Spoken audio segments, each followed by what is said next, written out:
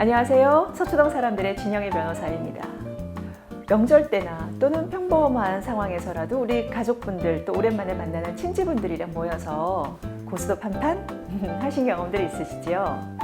물론 뭐 윷놀이를 하는 경우도 있고 또 고스톱을 하는 경우도 있고, 그런데 실제로 우리가 이런 고스톱, 이게 사실은 대부분의 경우 많은 국민들이 즐기는 오락이기는 한데 사실은 이게 조금 도박이기도 하죠. 우리가 가족들끼리 또는 뭐 친한 친구들끼리 또는 아니면 뭐 장례식장에서, 요새는 많이 없어졌지만 그래도 여전히 뭐 고스톱 치면서 어떤 장례식장을 지키는 그런 문화도 아직 많이 남아 있는 것도 사실이죠.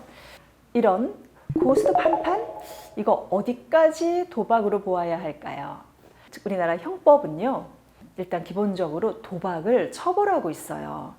그러니까 국가에서 명시적으로 도박을 허용해 놓은 그런 몇몇 곳, 소위 말해서 카지노라든지 이런 데를 제외한 나머지 이 곳에서 그냥 도박을 즐기다가는 이거는 형법적인 처벌을 받을 수 있는, 일반적인 그냥 편안한 도박이면 1,000만 원 이하의 벌금을 받게 되는데요. 만약에 상습적으로 도박을 즐겼다, 그리고 단순히 즐긴 정도가 아니라 이 도박으로 인해서 사회적으로 굉장히 큰 무리를 일으킬 정도의 상습 도박의 경우는요, 3년 이하의 징역 또는 2,000만 원 이하의 벌금형에 처해지는 상당히 중한 처벌을 받을 수도 있습니다.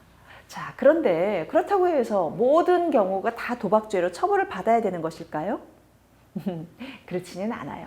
우리나라 형법은 도박죄를 처벌은 합니다만 그게 일시에 아주 그냥 오락에 불과한 정도의 수준이라면 처벌하지 않는다라는 예외적인 조항을 두고 있어요. 그렇다면 어느 정도가 일시적인 오락 수준으로 처벌받지 않는 것일까요?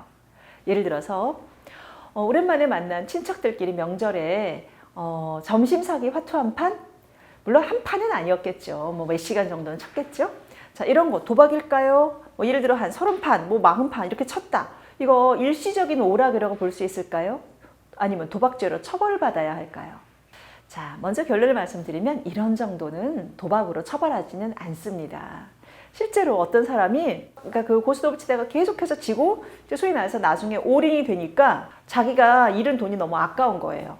그러니까 너무 아까워서 경찰에 쫓아가서 신고를 합니다. 저기서 지금 고스톱 치고 지금 사람들이 도박하고 있어요. 이렇게 신고를 했어요. 그래서 경찰은 일단 신고가 들어갔으니까 그 현장에 출석했겠죠. 그랬는데 나중에 법원에서는 이 정도는 소위 밥값 내기 또는 뭐 명절에 만났을 때 오랜만에 한번 친척들끼리 즐기는 그런 정도의 수준이었으면 이거는 그냥 도박죄가 아니라 일시 오락에 불과하다라고 해서 도박죄로 처벌하지 않았습니다.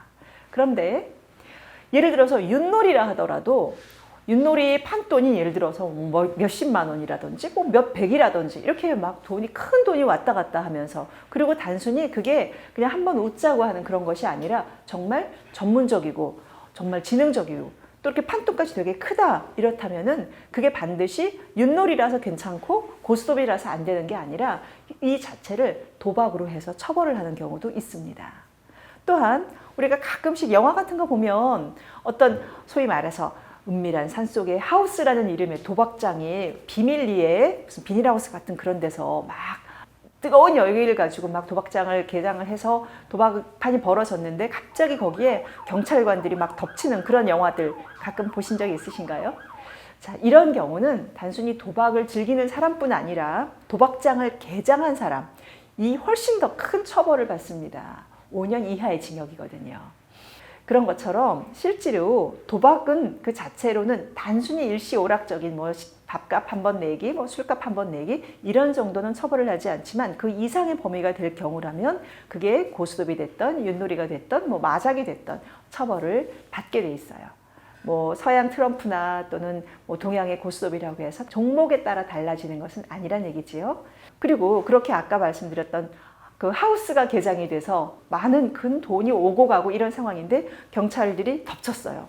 그럼 거기에 깔린 돈들은 어떻게 될까요? 이거는 몰수가 됩니다. 그 돈이 주인이 누구인지 이미 가려지기도 어렵고 그 판돈으로 이미 그 하우스에 깔려져 있는 돈은 도박이라는 범죄에 이용된 돈이기 때문에 몰수의 대상이에요. 그리고 그 돈이 사실 누구 호주머니에서 얼마가 나왔는지는 모르는 거 아니겠어요? 그렇기 때문에 그 돈에 대해서만큼은 그냥 누구 돈인지를 불문하고 거기 있는 사람들의 n분의 1로 해서 그 돈은 모두 다 도박에 사용된 범죄에 사용된 대상의 물품으로 간주돼서 몰수 대상이 됩니다. 즉 한마디로 국가가 뺏어버린다는 건 거죠.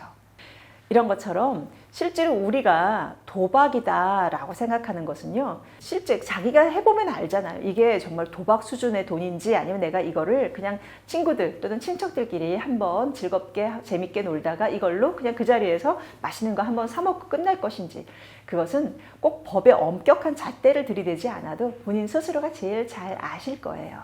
그러니까 명절에 한 번씩 즐기는 고스톱에 너무 큰 부담감을 느끼실 필요도 없지만, 만약에 그 돈의 판돈이 생각보다 너무 커진다든지 그로 인해서 가족들 간에라도 얼굴을 붉혀지게 된다? 이거는 자칫 도박죄로 처벌받을 수도 있다는 것도 이 자리에서 기억해 놓으시면 좋겠죠.